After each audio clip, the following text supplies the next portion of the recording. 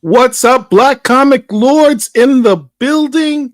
David Walker's laughing at me because he sees me frantically trying to drink a shot before I start the show.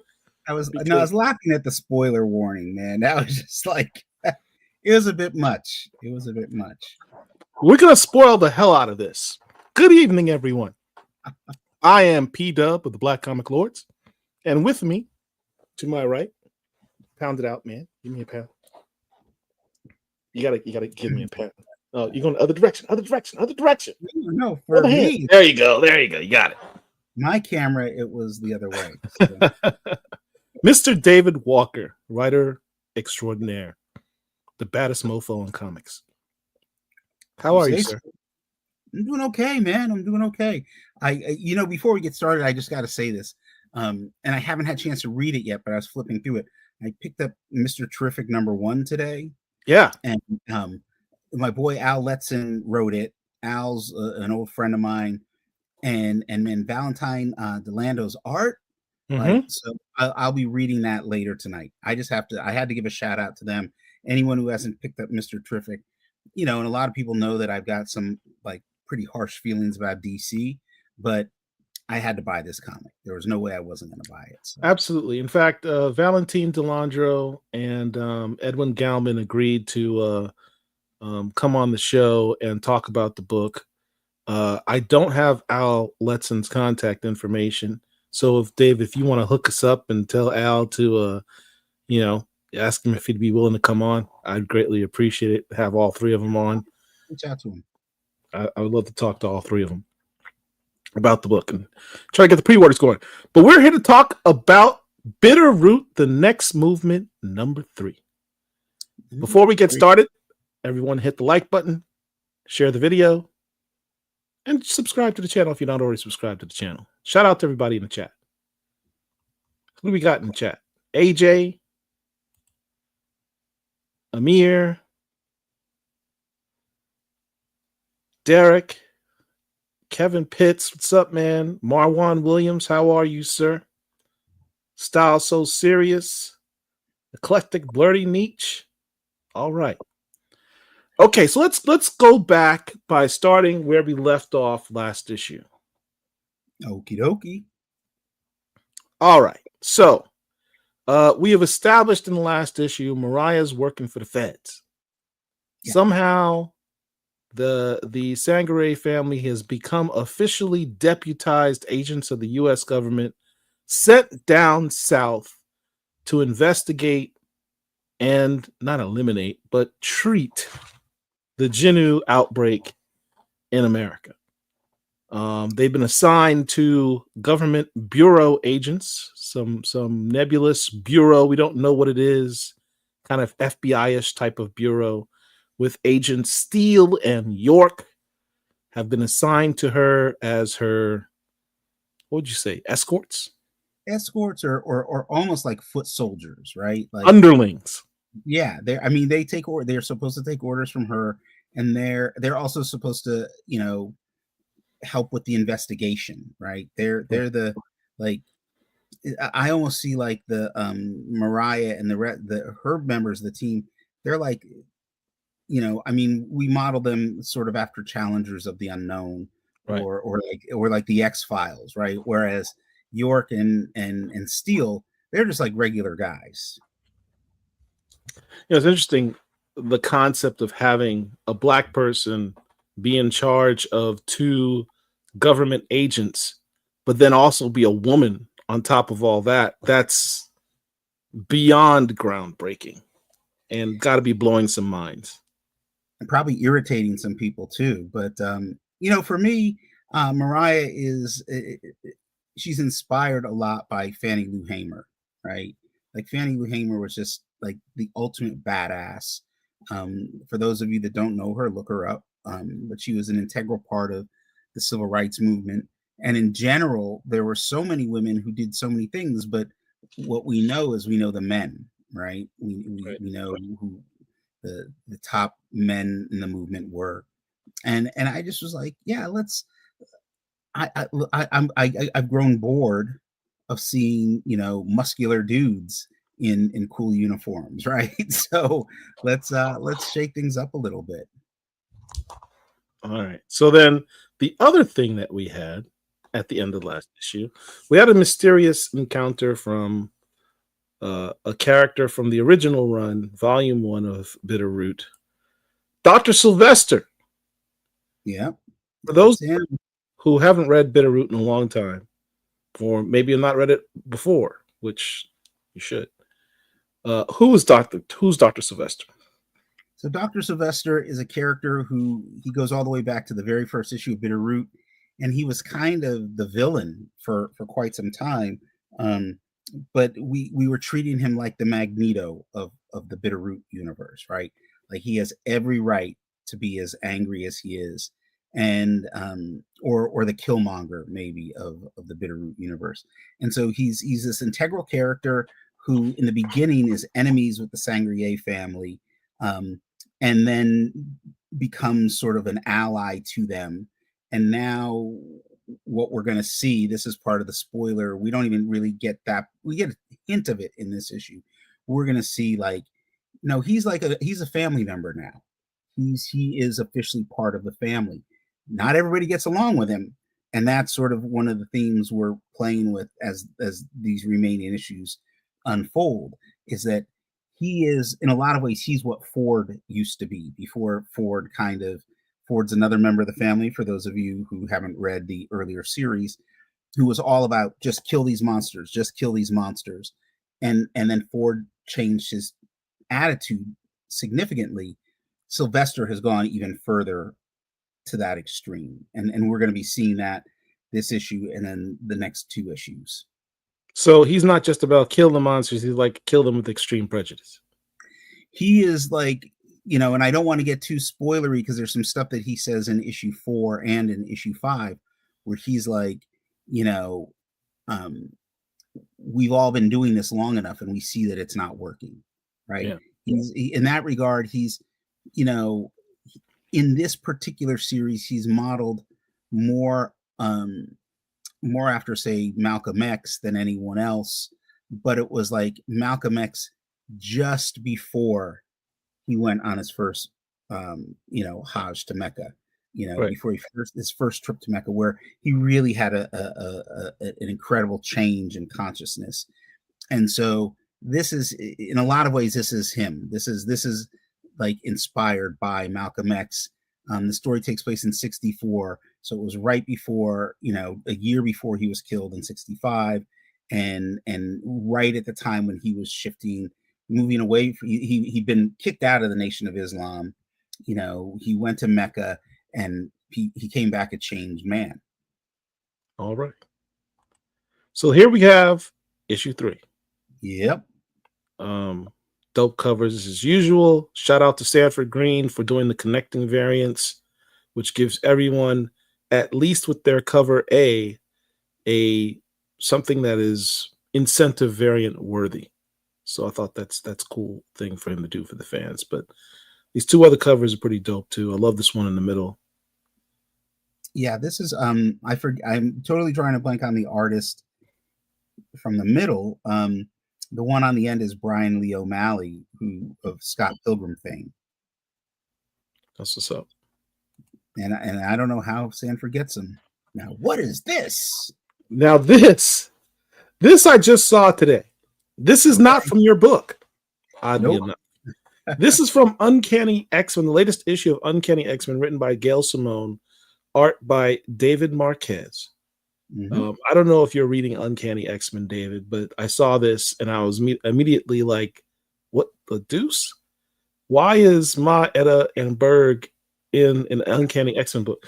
So for those who may not be familiar with the current run and this current storyline in Uncanny X-Men, Gail Simone has introduced a sort of Southern Gothic story where, in essence, there's a sect of Black mutants living underground in the South in the early 1900s, in Louisiana, in a place called Haven. And this group just got introduced in this issue, look tremendously like characters out of Bitterroot. It is, I would assume, a good-natured homage to Bitterroot. Do you know any of these people? Do you know Gail Simone or David Marquez? I know both of them. I don't know Gail Simone that well, but I know her well enough. We've always been cordial to each other. I know she's a fan of some of my other work. I'm a fan of her work. Marquez and I just got an email from Marquez this morning with he's got a new series coming out through Image that he wrote and drew, and he was like, "Hey, can you check this out?" And Marquez drew me in an issue of Iron Man. I can't remember which. There's 2 or 3 Iron Man titles running at the same time. There's an issue. I have the original art hanging in the other room. So I think that this is more of an homage. I don't feel like, oh my God, we're being ripped off. If I didn't know either of the two, creators, then I might feel a little bit different about it. And I haven't read the comic, so I would need to read the whole comic. I don't know how big of a part these characters are going to be playing, and they don't look so much like Berg or Ma. They do look like Berg and Ma Etta a little bit. I will say that. But this is comics. It happens, man. It happens. There's a time when Nick Fury was a white guy, and then suddenly he looked like Samuel L. Jackson, and then he became, and then Samuel L. Jackson became him. So, I mean, that's the interesting thing about comics is sometimes you see stuff. There's I don't know. There's going to be a hardcover edition of Superman's pal Jimmy Olsen. It's coming out. It was that Matt Fraction wrote. Steve Lieber did the art. They just showed the cover, I think, last week, and it's an homage to the Superman versus Muhammad Ali cover from back in the 70s. And like when you look at that cover, you're like, oh, I'm seeing everybody I know. Like I'm seeing half the people on my speed dial are in that cover, including me. I'm in that cover. So, it's I have a tendency to not be the one who screams, hey, that's a ripoff, as quickly as a lot of other people do. Like sometimes it's like, no, this is like a compliment, This is an homage, I'm sure. Homage, yes. All right. So our boy Joseph, who we find out is actually engaged to Sandra, is captured by the Jinoo. Yes. They have to go find him. So who do they send? Dr. Sylvester. Which now this guy's really hated by, Blink. Yes. And there's an allusion to it has something to do with what happened in Alabama. In last issue, they talked about what happened in Alabama. Yeah. You've dropped in this particular issue, again, a lot of Easter eggs and references to things that happened in the near past. Mm-hmm. Events that happened between the first run and what we have going on now in 1964. Are these going to be explored in the subsequent issues? That is a great question. So I don't know how to answer that. I can say that there will be, when you get to the end of issue number 5, there's going to be not a lot, but there will be some unanswered questions. And those unanswered questions are meant to be the fodder for what's happened, some of the stuff that's going to happen in future subsequent issues, which was a conversation, an ongoing conversation of how we're going to present the book moving forward after issue 5. And we're thinking about some format changes and things like that. So some of the stuff you hear reference to, you're going to have to wait. And some of it's like, there's a movie in the 90s called Delma and Louise. And I can't remember if it's Delma or Louise is always talking about how I can't go back to Texas, not after what happened last time, right? It's like sometimes there's a lot to just leave it to the imagination, Right. Well, I say again, well, I think I said this last show. I think what would be dope is when this is collected for its trade paperback, you either separately release a Red Hot Summer #2, or you release that storyline as part of the trade as like a bonus feature, and you fill in some of those gaps maybe not the whole thing, but maybe Yeah. talk about a little bit what happened in Alabama in a flashback or something. There's this is one of the things we were talking about, like what would be our version of Red Hot Summer, and in my mind it would be the summer of 67, which is 3 years after this, right? Oh, Which was known in US history, was known as the long hot summer of 1967, because right. there's so much racial violence. But I don't think the timing won't work for that. So I like that idea. Like I'll talk to Sanford and see, the key is convincing him to draw. And I can't, there's a scene that didn't make it into the series. We just didn't have enough pages that reveals a tremendous amount about one of the characters that we've met. And it's a scene that I could either do in like 4 pages, or I could do an entire issue about this character. And so maybe that's it. That might answer a lot. But yeah, there's you just, all you need to know is that what happened in Alabama and Louisiana, we mentioned, was really bad.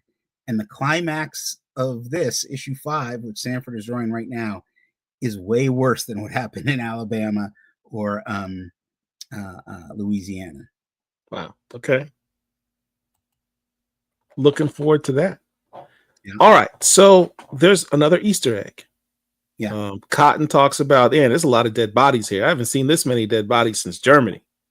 Yeah. So I'm assuming Germany is in reference to World War II. Yes. And at the end of issue 15 of the original of the 3rd volume of Bitterroot, it ends with an epilogue with them in Germany, and Cotton is maybe like 18 years old at the time. So if you go back and look at, like, I would say the last 4 or 5 pages of issue 15, you'll see, like, this is what he's talking about. And there's this whole, there's some of the mythology that we're building ties into what happened in Europe, specifically Germany, Poland, and then how that impacts the United States moving forward. Okay. I love these references to the past, man. It's just like you have this whole world, this whole backstory just waiting to unfold. I don't know if I've explained it here. I know I've talked about it before.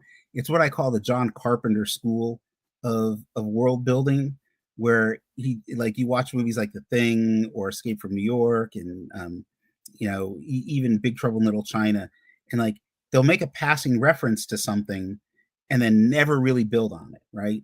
And I love that. Even as a kid, Star Wars, I remember seeing the very first Star Wars movie, A New Hope, and Han Solo says, "You've never heard of the Millennium Falcon? It's the only ship to make the Kessel Run in under 12 parsecs."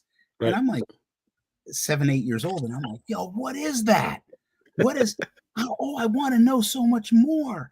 And then when I finally saw the Han Solo movie, I was like, "Yeah, I didn't need to know that. Like, I would just rather, like, sometimes it's better to build it in your imagination." In the Avengers, they are always talking about, this is just like Budapest. This is nothing like Budapest. And like, I don't want to see the movie of what happened in Budapest. Yeah, you don't want to see Budapest. Yeah. It's also like in the best horror films, you don't actually see the monster, right? Yeah, you see shadows and glimpses. Yeah, Alien, the first Alien is like that. It's so, the monster barely shows up. And there's a lot to be, I try to give a lot of I guess credit, or if not credit, I like the readers to participate. I like them to use their imagination. So when they say, "Oh, this is way worse than Alabama," like, I want people to imagine what happened in Alabama. Like, what could it be? So. That's good. So another thing, you get metaphysical. I don't know if this is you or if this is Chuck who wrote this line, but the question becomes, are the Jinoo humans that have turned into monsters, or are they monsters pretending to be human? Now, as an allegory on race or white supremacy, this is a question that I think many of us have had when we think about racist or white supremacy. it's a question of almost a nature versus nurture. Was this person born this bad, or what influenced them to become bad, to have these negative thoughts, to have these prejudices? Is that kind of what you're Yeah, saying here? that's kind of what I'm getting to, but I'm like taking it into this more of the realm of the fantastic, right? Yeah. Which is, oh, like, are these like are these not humans at all? Like what is their true form, right? And because the thing is like some of us ask that question a lot, almost on a daily basis these days. And so like that line, I think when I wrote it, really came from this idea of like in 1964, it was like, okay, like these are humans that have just been taken over by monsters. You see pictures of like Ruby Bridges integrating, the all white school, the Little Rock Nine, all these, James Meredith at University of Mississippi, and you see these white folks protesting them, and it's like, okay, yeah, these look like regular white folks that have been taken over by monsters, right? But that was 1964. We're setting our story in 1964. This was the 1960s, but now we're living with multiple generations of those monsters, and it's like those monsters' grandchildren are now running things, right? Right. And when we talk about nature versus nurture, yeah, I mean, I think if push comes to shove and we're talking about reality, then it's all about nurture. But if you're born into an environment where everybody is full of hate, and now society is so parts of society are so openly embracing it, it's enough to make you wonder, like, maybe they really are lizard people under, like you rip off the mask of any member, the current administration, and there's going to be some sort of lizard or a devil underneath going, like, so I don't Like know. Yeah, V the exactly. television series. All right. So again, another reference. We can't have another repeat to what happened in Alabama. Yeah. It just keeps making me go, what the hell happened in Alabama? There was an interesting line here where she talks about faith. Yeah. And they talk about love and faith. Yeah. And they're becoming very despondent because everything they've tried to do in the past that they've known would work in the past in terms of curing the Jinoo is not working. Yeah. And it's easy in the face of all of that adversity and negativity to lose faith and to hate, Mm-hmm. because you think about Dr. Sylvester and his journey, and his attitude of, well, just kill him. Yeah. Why are you trying to cure these guys? Just kill them. Just get rid of them. Well, It's easy. It's easier to rush to judgment, and it's easier to destroy than to try to cure. Yeah. It's easier to carve out and do an exorcism or excision of something of the cancer than it is to cure it. Yeah. So just talk about that for a bit. Well, one of the first things I want to point out is that this exchange, which is between Sandra and Blink, who is her mother, where Sandra says, "And I'm starting to lose faith," and then Blink says, "Never lose faith, sweetheart. Faith is all we have." This is a conversation that Blink had with Enoch back in the original run, right? And it's about not giving up on hope. And so it's interesting that we see how these positions have flipped. Blink was the one who was losing faith. Now she's the elder of the family, and she's like she's seen some stuff, right? She's seen way more than she ever thought she would live to see. And so so that was that to me, this was the ultimate Easter egg in this issue. We'll see if other people pick up on it or not. And in saying that, I totally lost the question. So ask me. No, that was good. No, that was good. I mean, what's also interesting is the fact that the youthful Blink is the one who's willing to extend grace. Yeah. Right. Dr. Sylvester, because she's not encumbered by the baggage of everything that's happened in the past. Yeah. So she's willing to extend that grace to Sylvester, and that's kind of how hope works. I mean, the purest form of hope is what you see in the next generation, what you see in the young, what you see in your children. They give you hope by extending that grace and faith that things will get better. So I thought this is a nice little exchange that you had in here.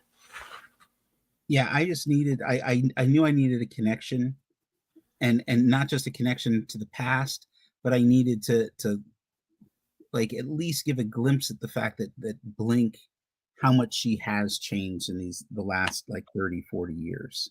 Yeah. All right. Big question here.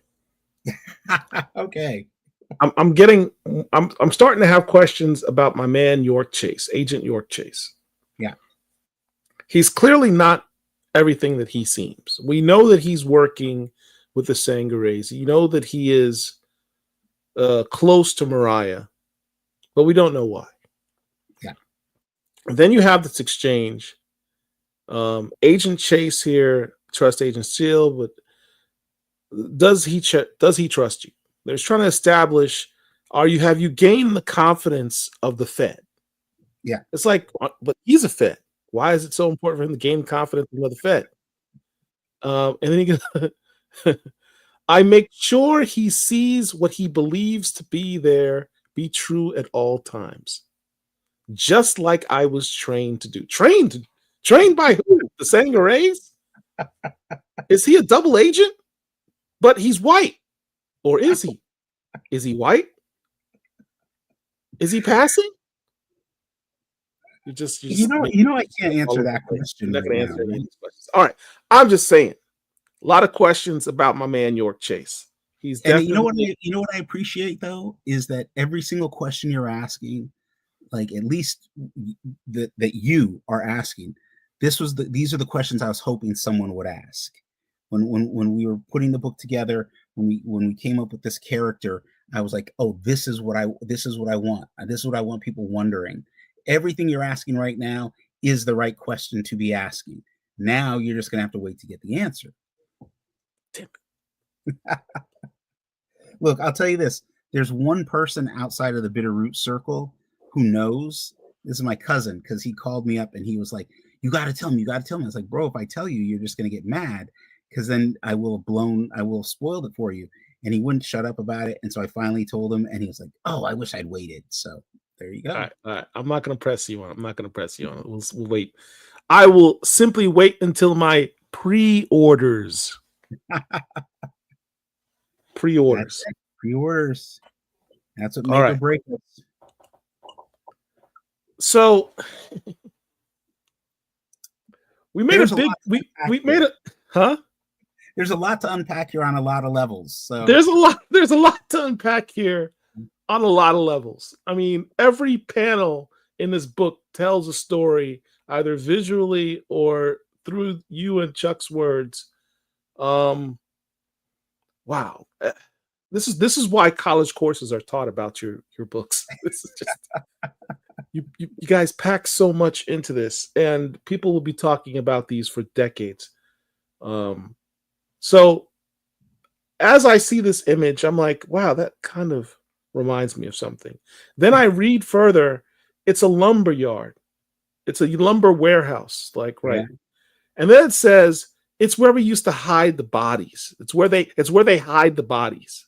Yeah. These Jinoo, these racist white supremacist monsters are hiding bodies at a lumber, warehouse. And I'm like, where have I heard or seen this before? Here we go again. Yeah, here we go. We go again. We established the first thing I asked you.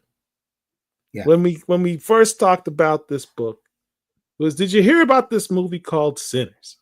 In fact, I think when we interviewed Sanford Green first, like last year, I think it might have been, or earlier, like January, Sanford had not heard of Sinners. And I said, dude, did you hear that? Did you see that trailer? He's like, what trailer? Sinners. He's like, no. It reminds me a lot with Bitterroot. Did you not see it? I mean, are they trying to bite your style? He's like, I have no idea what you're talking about. Let me go check it out. I know you clearly established the two have nothing. Yeah. There's no. You talk about it. Well, so it's interesting. So I was shocked when I saw Sinners. I went and saw it opening weekend, and I was like, oh, they're at a abandoned old like lumber mill, whatever. I was like, oh, we're gonna have to answer these questions, right? So that's why I had to bring this up. This is someone's gonna read this issue today and like, what the hell? So there was in 1964 in Mississippi, there was 3 civil rights workers who went missing, Goodman, Cheney, and Schwerner. And a lot of what this particular story that we've done is inspired by them, right? Is inspired by, they were murdered by the Klan, who also happened to be members of the local police force, right? And it's one of the more famous tragic stories of the civil rights movement. And I wanted to take inspiration from that. And one of the things that happened when they were looking for Goodman, Cheney, and Schwerner, and and like the local police didn't care, right? The local police knew who the murderers were because they were the murderers, right? And there was like an FBI agent who comes down from the north, and but as they were looking for the bodies, they started finding other bodies of Black people who had gone missing.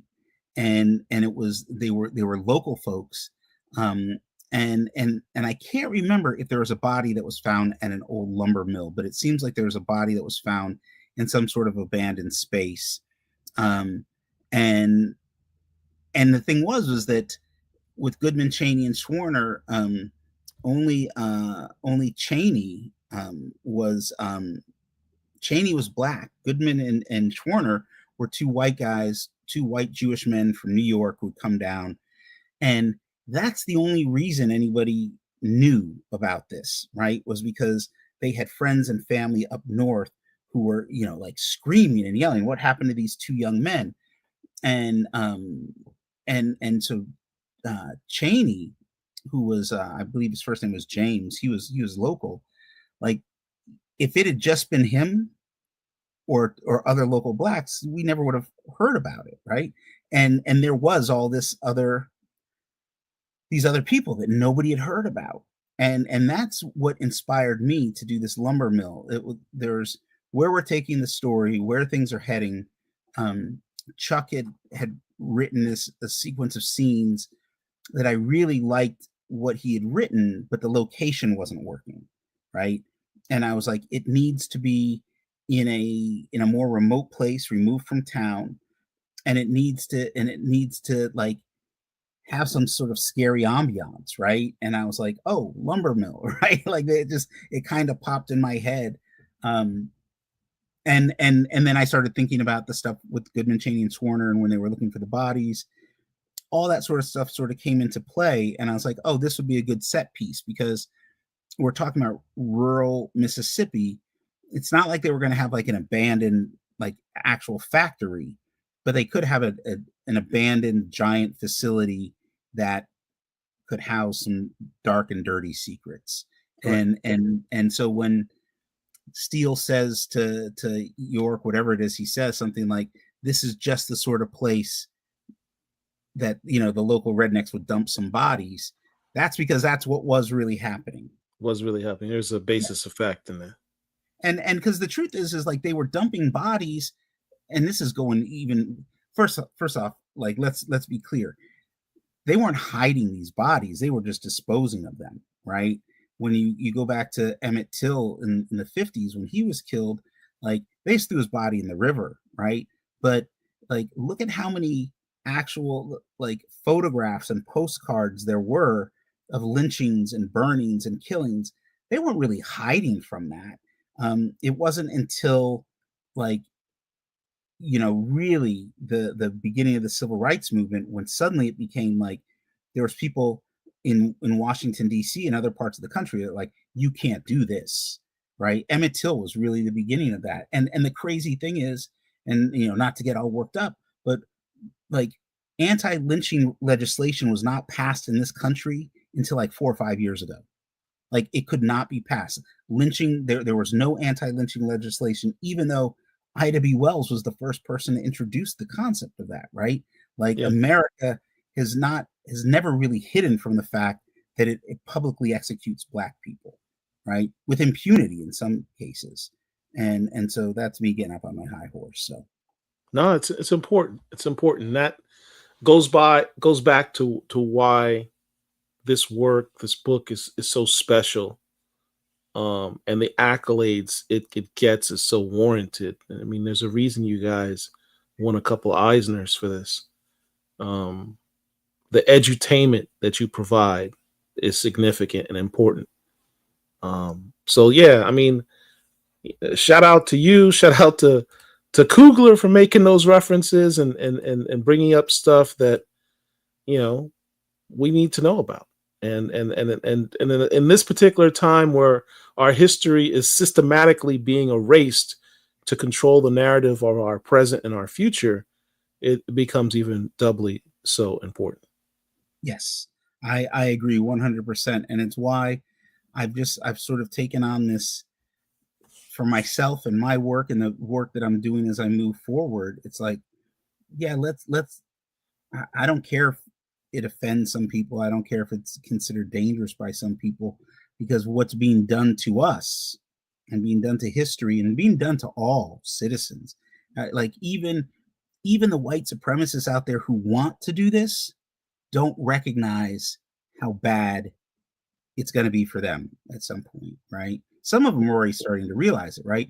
But like we're talking about racism, and when Cotton says, "Are the Jinoo? I don't know if they're humans that have been turned into monsters or monsters that are pretending to be human." It's like racism and white supremacy. They're diseases, right? They're like alcoholism. Yeah. They get into the brain. They affect a person, the way they think, the way they feel, the way they move through life. And how do you cure that? How do you cure somebody who thinks, "Oh, I'm God chose me to be superior over you," right? How do you, like, again, how do you fix that? That's what the book is about, but that's like what we're living with every day. All right. So a question is raised to Dr. Sylvester by Yeah. Blink. She's like, we've known each other for like 40 years, Dr. Sylvester, and I've gotten old and you have not. Yeah. What's up with that? And he goes through this narrative where he says, well, look, yeah, I can give you this big long story about how I lost faith and how I turned my back on God and how I became cursed by God. But here's the reality of what I think happened to me. I am God's chosen warrior, chosen to bring an end to the plague of the Jinoo. That's a very loaded statement. Isn't it though? Isn't it though? What can you tell us about that? I'm still sort of unpacking it. This will sound really, really crazy. When we decided to bring Dr. Sylvester back, one of the things was like, let's make it so that he hasn't aged. Like, we're not going to explain why he hasn't aged, but clearly something has happened to him and he hasn't aged.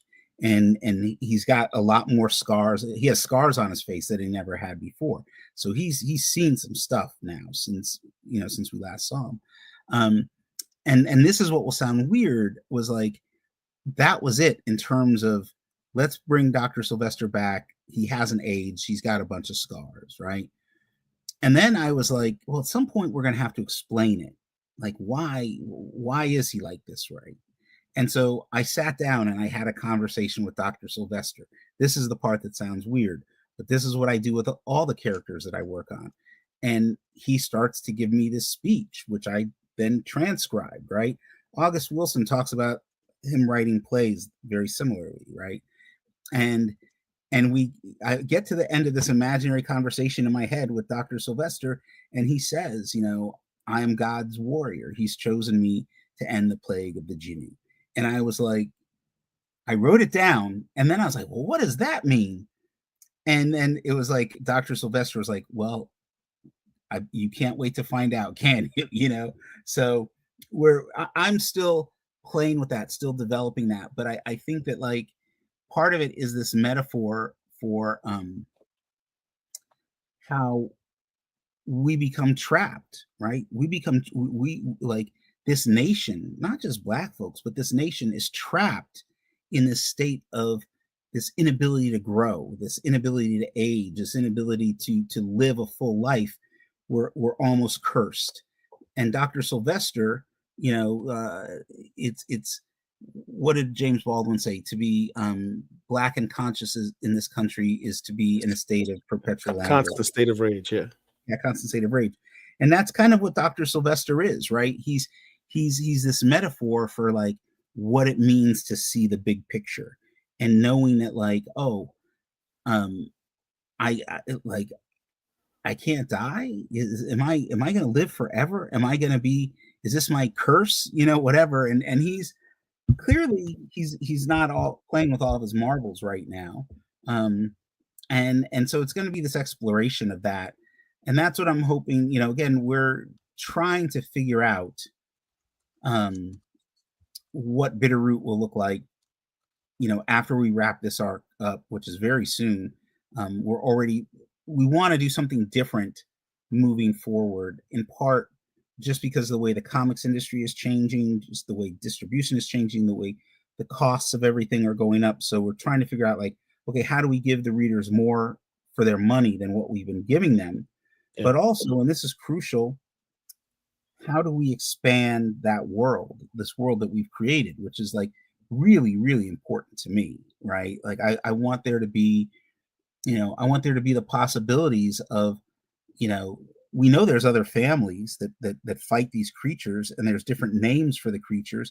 Why don't we show some of those families? Why don't we show I definitely want to see that Chinese family that you showed in the first volume. Yeah.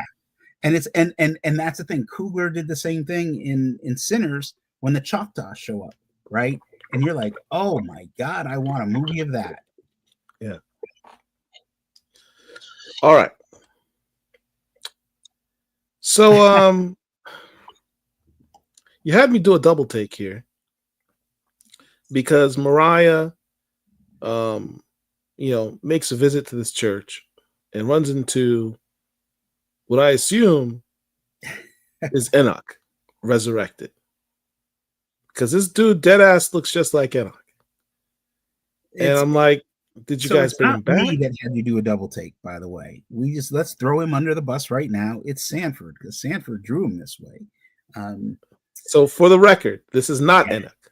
No, it's not. It's Reverend Jenkins, and he is he's part of that much bigger world that I was just mentioning, right? Like it's not just this family and a handful of people that are around them. It's going back to the concepts of the Underground Railroad, right? And like the Underground Railroad wasn't just Harriet Tubman. I mean, people talk about it like she was it, you know. And so Reverend Jenkins, I knew that while they were in Mississippi, trying to uncover this case, trying to figure out what's going on, I wanted there to be someone from the local community that showed that, because history sort of shows us as being perpetual victims, right? And it's like, no, we were fighting back as best we could. And so I that's what I wanted with this character. And you know, he's not a particularly big character, but yeah, he does look a lot like Enoch. I can't lie about that. So, all right. So we're going to learn more about Reverend Jenkins in the subsequent issues. Maybe. I don't know. Sounds like he's going to die soon. Maybe. All right. Let me not be negative. I'm not gonna get myself emotionally invested based on that answer.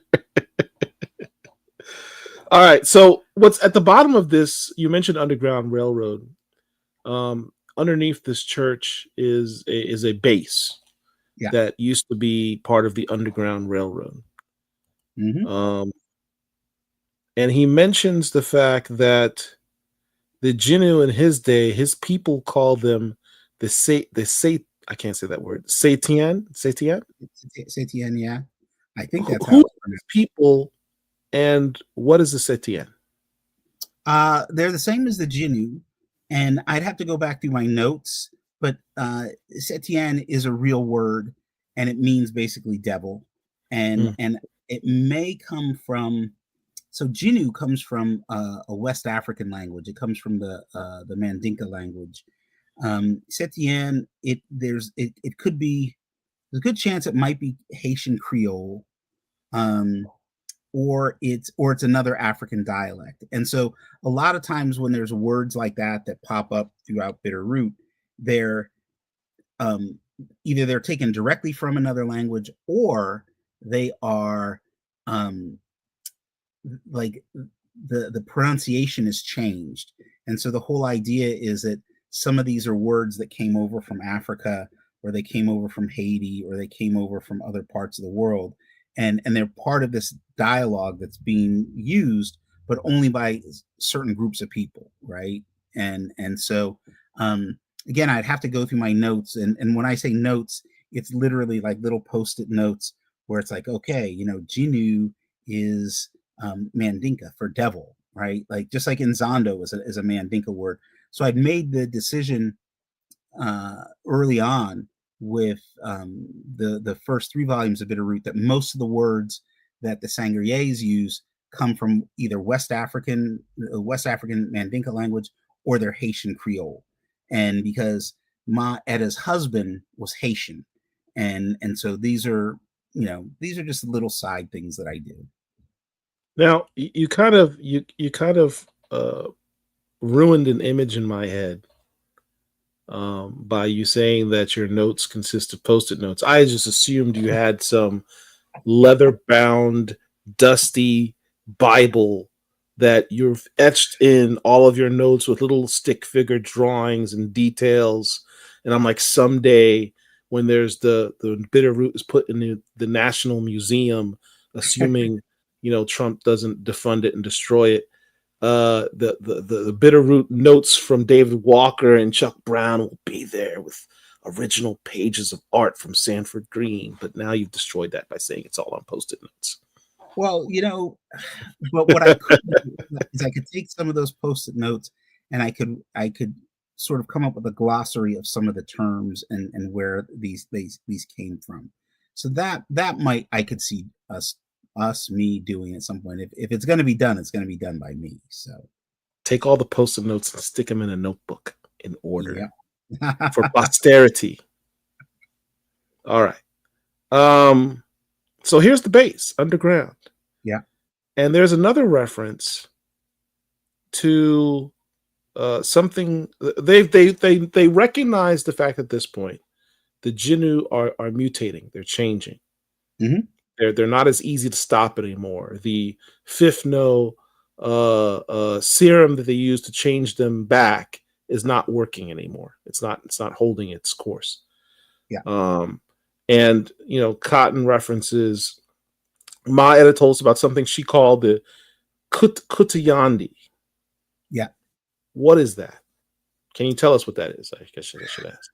Yeah. Would that be a spoiler? It's going to be a spoiler. All right, don't tell us.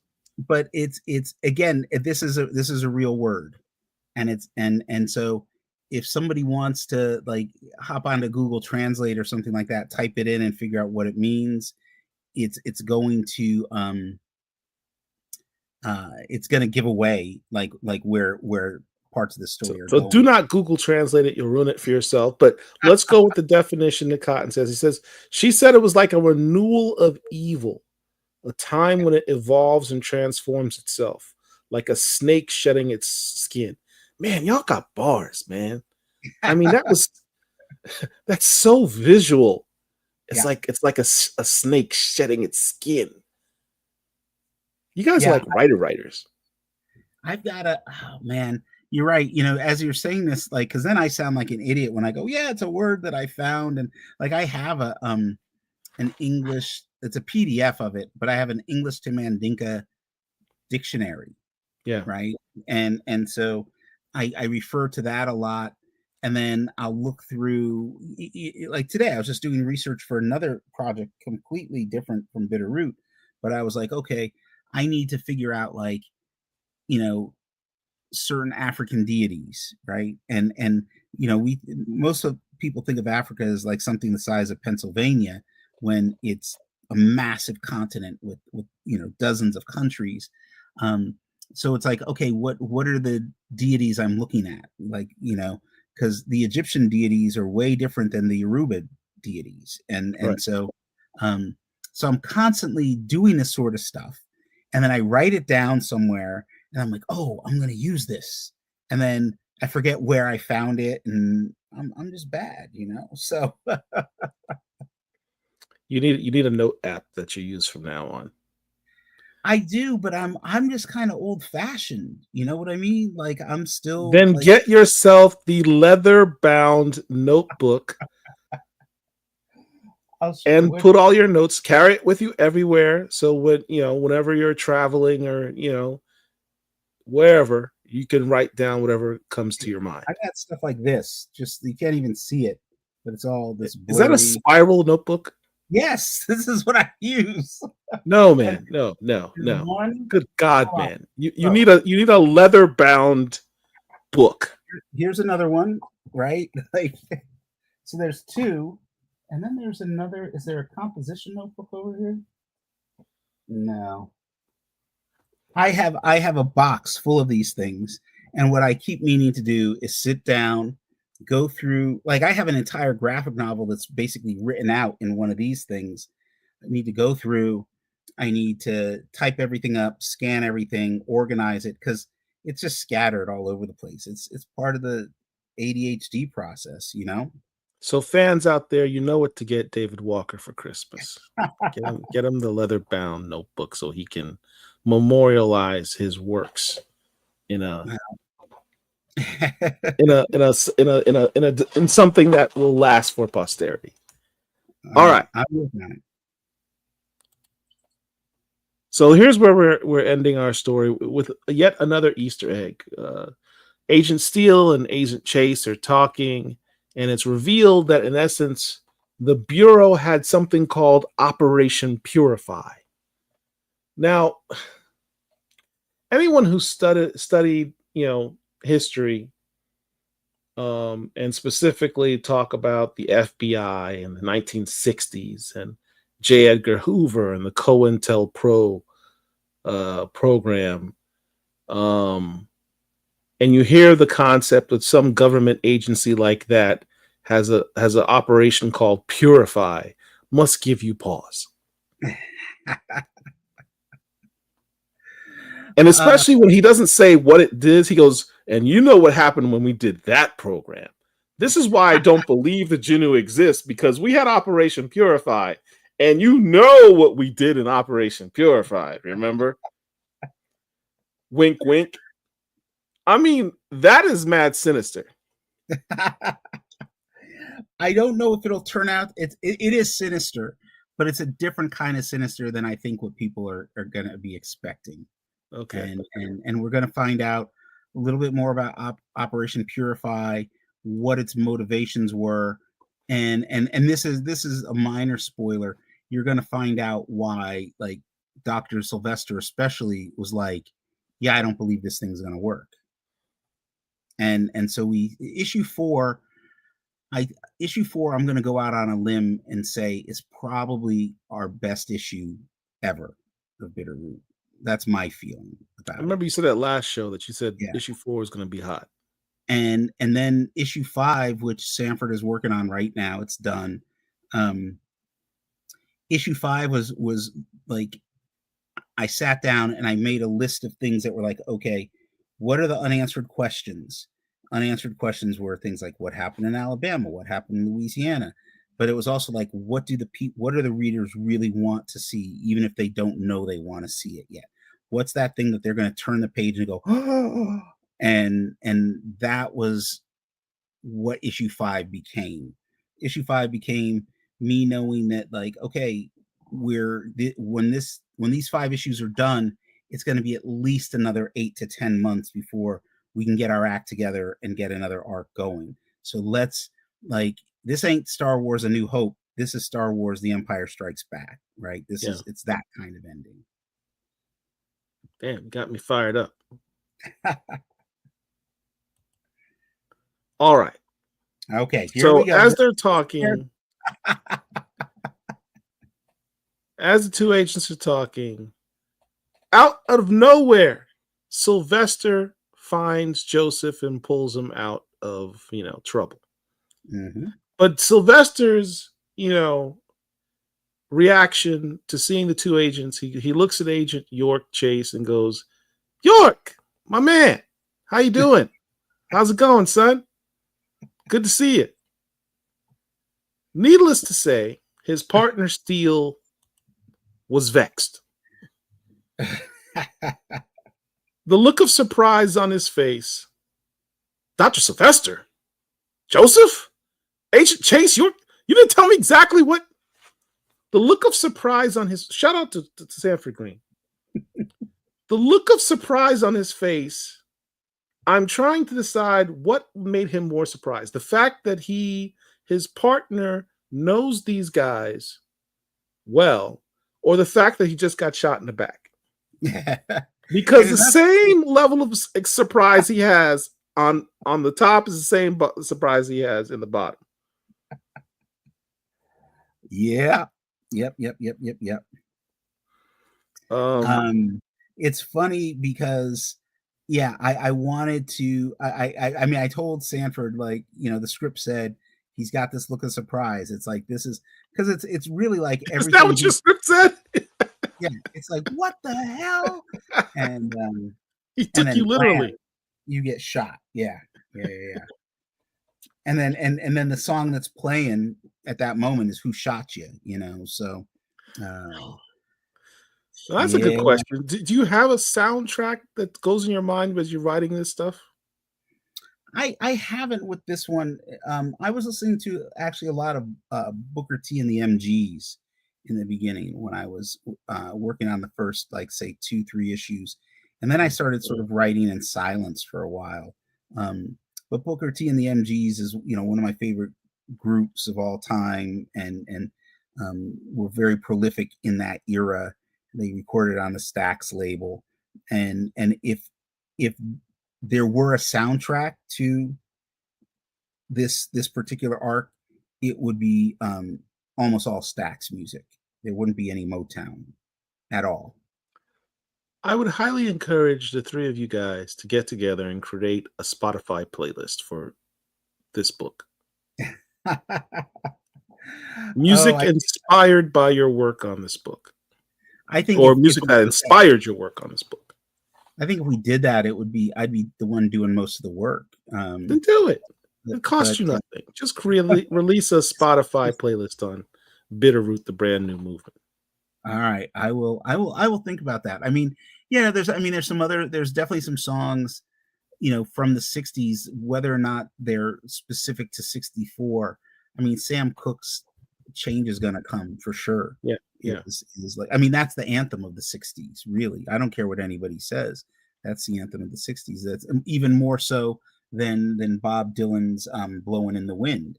So there's a lot of stuff like that, but there's a lot of, like, Stax music, which I've always felt was sort of coded, right? Like, it's when you listen to Motown music, and don't get me wrong, because I love Motown, but Motown is real simple, right?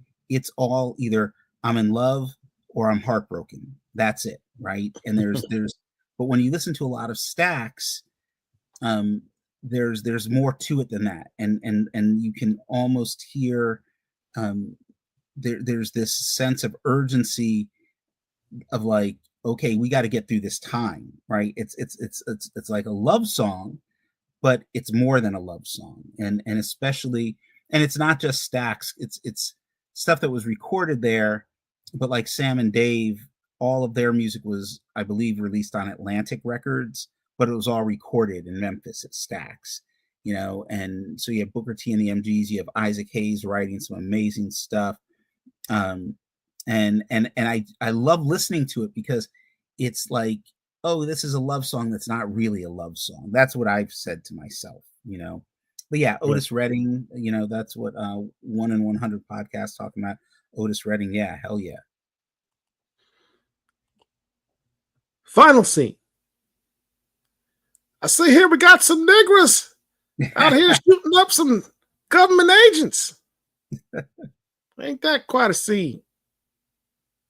I don't know why, but I find this character fascinating. I guess because, as you said, he's inspired by that guy from the James Bond movie.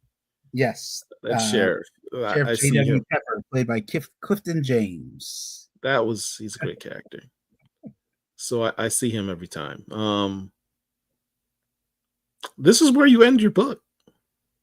Bit of a pickle. Issue 3, yeah. I can't think of a worse scenario than, this is kind of like every black man's nightmare back in the 60s or, that time period. Well, and the real question is, like, this is the dude who just shot Steele. Right. Steele is a white federal agent.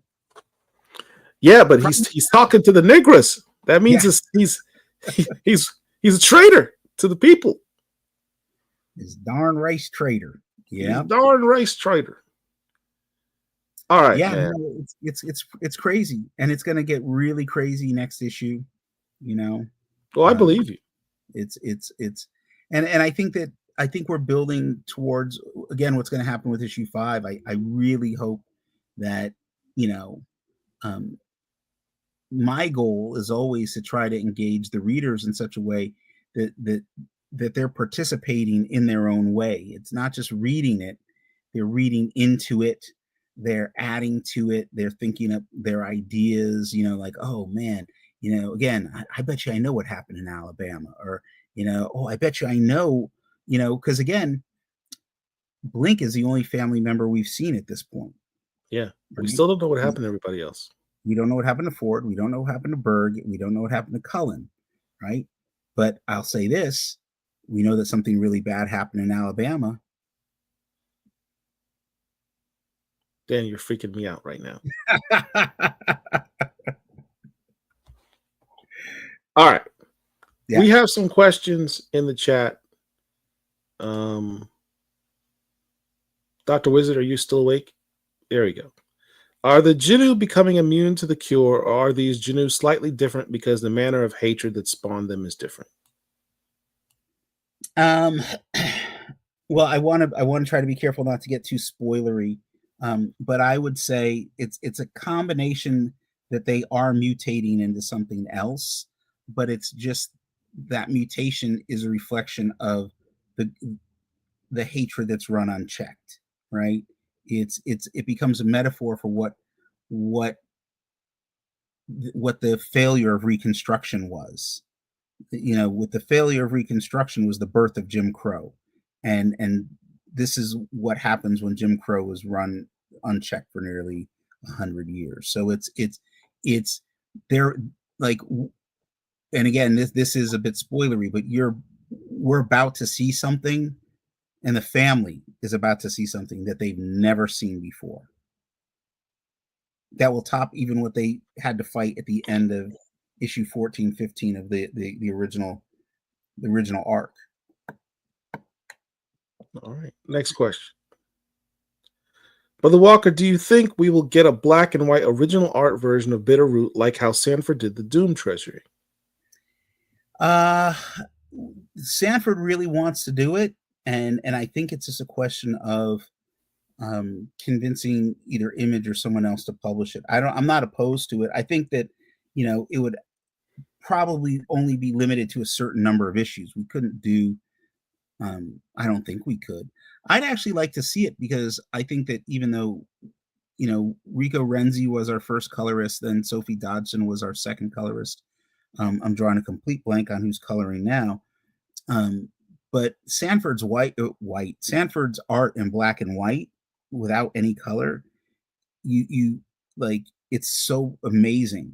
And I would love to see something that allows that level of detail that he puts into everything to really shine through. So I'm pretty sure he's talked to Image about doing something like that. So we'll see. Eclectic Birdie needs Dr. Sylvester kind of reminds me of Papa Midnight from that Matt Johnson and Tony Atkins miniseries, both virtually ageless and immortal, dealing with racial issues. Yeah. It's funny that you say that, because I and I hate to admit this, I have it, I've read it, I've completely forgotten about it. And so this is one of those things where I'm like, oh, did I read something 5-10 years ago, forgot that I read it? And that happened to me one time. I wrote an issue of I want to say it was the Luke Cage series, solo series I was doing for Marvel. And Yes, and I we're turned familiar with it, David. We're familiar yeah, with it. I turned in the first issue, and it got sent back to me, and they said, "You realize this is an episode of Daredevil, right?" And I was like, "It is not." And then I went back and watched Daredevil, and I was like, "Oh, I just wrote an episode of Daredevil, right?" And this goes back to I forgot to mention this because we were talking about the scene at the lumber mill and how minds think alike, and you're like, "Oh God, I can't believe this happened." I wrote it was a like Deadpool Cable one shot several years back, and there was this scene where Deadpool gets his legs blown off or bitten off by a dinosaur or something. Anyway, Deadpool loses his legs, and Cable is carrying him around like as if he's a backpack, right? I remember And that. and I thought, oh man, this is so funny. I've never seen this in a Deadpool comic. Maybe it's been done, I don't know, but this is great. And then Deadpool 2 comes out like maybe 2 weeks before our comic comes out. And there's a scene where Deadpool gets his legs blown off and Cable's carrying him. And I was just like, ah. And I knew, and I heard back from people like, oh, you stole that from the movie. And it's like, yeah, no, there's no way I could have stolen it from the movie. In like the timing doesn't line up. But these things happen, you know. There's other sick-minded people who thought the book would be funny, just like there's people who go, you know, where they dumped a lot of bodies in the South, abandoned sawmills. So yeah, That's an excellent one. Who are Blink's children's father? wouldn't you like to know? Um, Stay tuned. so I know who I planned on Blink's children, the father of Blink's kids. Um, and I was like gonna hold it. I always knew I wasn't gonna reveal it right away. And then something happened, and I was like, he's not a good choice. He's a character that we met briefly in the earlier arcs, right? He's a small supporting part, but I'm not sure who he is yet, and that's it would be disconcerting if I knew we had to reveal it in this storyline. But we don't have to reveal it in this storyline, so I get to figure it out. Okay. Are you going to do 3 volumes on this run as well? I would like to. I don't know if, you know, so much of it depends on our schedules and what Sanford and Chuck want to do. And part of what I've talked about, and Sanford and I just had a conversation about it the other day, is like, I would like to do, I'd like to start doing like short backup stories in the next arc that we do. So, like, maybe shorten the main story from 22 pages down to, say, 16 or 18 pages, and then with those other pages do a short story about Blink and her husband, or do a short story about what happened in Alabama, or do a series of short stories. Mm. Chuck has an idea. There's 2 characters that we meet briefly in the first issue of this arc, um, and um, Chuck plotted out an entire subplot for them that just wasn't going to fit in this series. But I was like, this is like a solid 24 page story.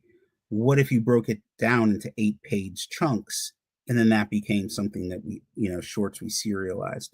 So I'm still trying to figure it out. And you know, Sanford tasked me last night with writing up a proposal so we could try to figure it out.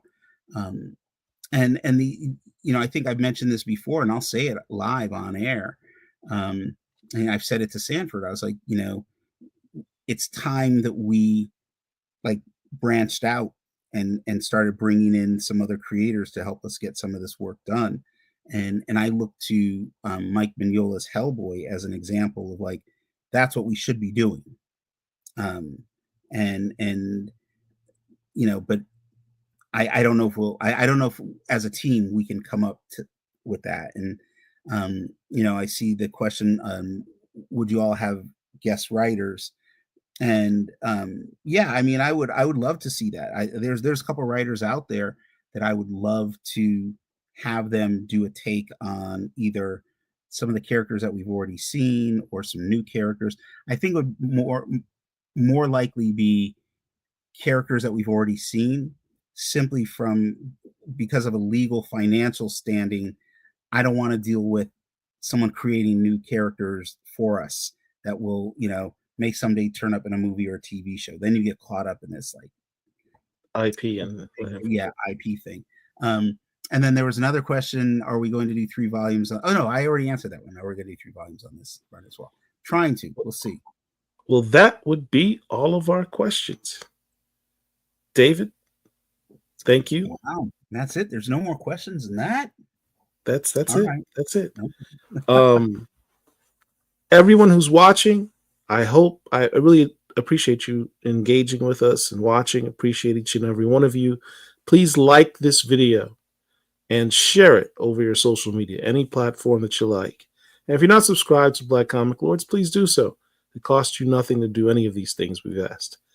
We'll see you all next month with our next episode of Bitter Root. We have to come up with a title of the show, like the root of it all or something like that. I don't know. You're the writer. You'll think of something.